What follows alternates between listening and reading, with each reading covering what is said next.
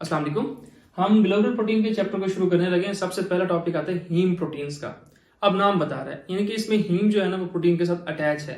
तो haem proteins are specialised protein that contain haem as a tightly bound prosthetic group, यानी कि haem जो है ना स्ट्रांगली अटैच है प्रोटीन के साथ। इस तरह की प्रोटीन्स को हम कहते हैं हीम प्रोटीन्स। इनके फंक्शन क्या है हीम के? हीम हम जानते हैं कि साइटोक्रोम के अंदर इस्तेमाल होता है, ठीक है, इलेक्ट्रॉन ट्रांसपोर्ट चेन में।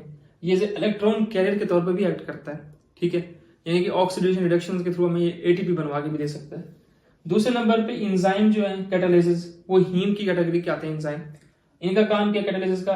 H2O2 को ब्रेक डाउन करते हैं, यानी कि हाइड्रोजन पेरोक्साइड को तोड़ते हैं। तीसरे नंबर पे हीम हमारे पास हीमोग्लोबिन के अंदर भी है, मायोग्लोबिन के अंदर भी है। हीमोग्लोबिन और मायोग्लोबिन में क्या करता था? हीम ऑक्सीजन को अपने साथ बाइंड करता है, एज ए रिजर्वायर के तौर पर भी एक्ट करता है, और हमारे पास ट्रांसपोर्ट भी करता है मसल्स वगैरह के अंदर। हम स्ट्रक्चर ऑफ हीम को देखते हैं। वैसे तो हम हीम सिंथेसिस देख चुके हैं पहले। स्ट्रक्चर में वही चीज है कि हमारे पास आखिरी स्टेप हमने कहा था, जब प्रोटोपोर्फिरिन 9 और आयरन आपस में मिलते थे फिरोजिलिटी की वजह से हमारे पास हीम बनता था। तो हीम भी इन दो चीजों से बना हुआ, प्रोटोपोर्फिरिन 9 से और आयरन में। आयरन कौन सी फॉर्म? Ferrous form, Fe2+। उसके बाद सिंपल याद रखिएगा, हमारे पास जो आयरन होता है ना वो हीम के स्ट्रक्चर में सेंट्रली मौजूद होता है। ये 6 बॉन्ड बना सकता है आयरन। 4 तो ये नाइट्रोजन के साथ बनाता है, फिर ये 2 बॉन्ड और बनाता है, एक हिस्टिडीन के साथ बनाता है और एक हमारे पास ऑक्सीजन के साथ बनाता है, in case of myoglobin and haemoglobin. तो यही बातें लिखी हैं। Iron is present in centre and forms 4 bonds with nitrogen of porphyrin. जो हमने प्रोटोपोर्फिरिन 9 पढ़े थे ना, उसकी जो हमारे पास 4 नाइट्रोजन है वो अटैच होंगे आयरन के साथ। फिर 2 बॉन्ड और भी रहेंगे, एक तो हमारे पास हिस्टिडीन के साथ अटैच हो जाएगा और एक हमारे पास ऑक्सीजन के साथ अटैच हो जाएगा, in case of myoglobin and haemoglobin. तो ये तो था हीम का स्ट्रक्चर। इसमें मोस्टली पूछते हैं आयरन कहाँ पे सेंटर में है, कितने बॉन्ड बनाता है? 6 बनाता है। एक तो हिस्टिडीन के साथ लग जाता है, एक हमारे पास ऑक्सीजन के साथ, 4 नाइट्रोजन के साथ। उसके बाद अगला टॉपिक है मायोग्लोबिन और हीमोग्लोबिन, जो इस चैप्टर के मेजरली हमारे पास पोर्शन है। सबसे पहले स्ट्रक्चर ऑफ मायोग्लोबिन। मायोग्लोबिन होता कहाँ पे? ये हमारे पास होता है हार्ट के अंदर, स्केलेटल मसल के अंदर। इसका फंक्शन क्या है? ये तो हमारे पास ऑक्सीजन रिजर्वायर के तौर पे भी एक्ट करता है, यानी कि इसके अंदर ऑक्सीजन स्टोर होती है, या ये हमारे पास मसल सेल्स को ऑक्सीजन ट्रांसपोर्ट भी कर देता है मायोग्लोबिन।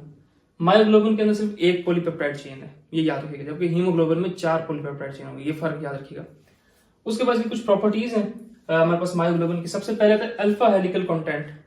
जो हमारे पास मायोग्लोबिन 80% हमारे पास अल्फा हेलिक्स से मिलकर बना होता है, जो हम पहले देख चुके हैं अल्फा हेलिक्स स्ट्रक्चर। उसे हम फिर नाम देते हैं A2H, ठीक है। अच्छा एक बात याद रखिएगा, हमारे पास जो 80% पॉलीपेप्टाइड चेन है ना, वो हम कहते हैं अल्फा हेलिक्स की बनी हुई है।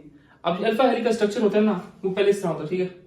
वो फिर उसके हम फोल्डिंग करते हैं, उसमें फिर स्ट्रेचेस आते हैं, फिर हमारे पास इस तरह हमारे पास स्ट्रक्चर बन जाता है, यानी कि 80% of polypeptide chain folded into 8 stretches of alpha helix, यानी फिर हम नाम देते हैं A2H। ये सारा का सारा स्ट्रक्चर इस तरह बनता है। पहले तो इस तरह हेलिकल की फॉर्म में होता है, अल्फा हेलिक्स की फॉर्म में, फिर ऐसे फोल्ड होता है हमारे पास और अल्टीमेटली हमारे पास 8 स्ट्रेचेस बन जाती है इसकी, इसे हम A2H तक नाम देते हैं। इसमें याद रखिएगा हीम कहाँ पे अटैच होता है? ये E और F के दरमियान अटैच होता है। आगे हमारे पास location of polar and non polar amino acid residues. जो हमारे पास मायोग्लोबिन, इसमें पोलर कहाँ पे होंगे, नॉन पोलर कहाँ पे होंगे, पोलर कहाँ पे होंगे, नॉन पोलर कहाँ पे होंगे? जो हमारे पास इंटीरियरली होगा वो नॉन पोलर होंगे, सारे के सारे नॉन पोलर जो है ना अमाइनो, जो हमारे पास मायोग्लोबिन का स्ट्रक्चर अंदर नॉन पोलर होंगे, और वो अंदर जो बॉन्डिंग करेंगे उन्हें हम कहते हैं हाइड्रोफोबिक इंटरेक्शन, इनके वो वाटर के साथ नहीं करेंगे। जो एक्सटीरियरली होंगे वो सारे के सारे पोलर होंगे, साफ ज़ाहिर है। अंदर हमारे पास हम कहते हैं नॉन पोलर है, बाहर सारे पोलर होंगे, और पोलर हमारे पास पता है वो वाटर के साथ या दूसरे स्ट्रक्चर के साथ हाइड्रोजन बॉन्डिंग करेंगे। अब तक हमने इसकी 2 प्रॉपर्टीज देख चुके हैं, एक अल्फा हेलिकल कंटेंट था और दूसरा हमारे पास था location of polar and non polar bonds. Alpha helical के बाद में हम यही बात की थी कि इसका स्ट्रक्चर अल्फा हेलिक्स की फॉर्म में होता है 80%।